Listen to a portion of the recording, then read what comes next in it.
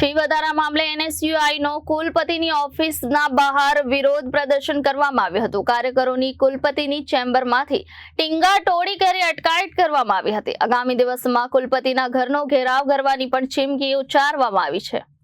ગુજરાત યુનિવર્સિટીમાં ફીમાં 5,000 રૂપિયા સુધીનો વધારો કરવામાં આવ્યો છે, જેને લઈને એનએસયુઆઈ દ્વારા વિરોધ કરવામાં આવ્યો હતો.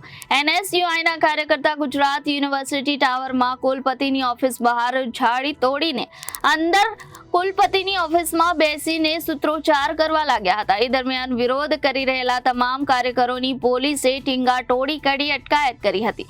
જોકે આગામી દિવસોમાં કુલપતિના ઘરનો દેખાવ કરવાની પણ ચીમકી આપવામાં આવી છે. ગુજરાત યુનિવર્સિટીમાં તાજેતરમાં જ બીકોમ થી લઈને પીએચડીના કોર્સમાં 1,800 રૂપિયાથી લઈને 5500 રૂપિયા સુધીનો ફી વધારો કરવામાં આવ્યો છે. આ ફી વધારો નવા શૈક્ષણિક સત્રથી લાગુ કરવામાં આવશે.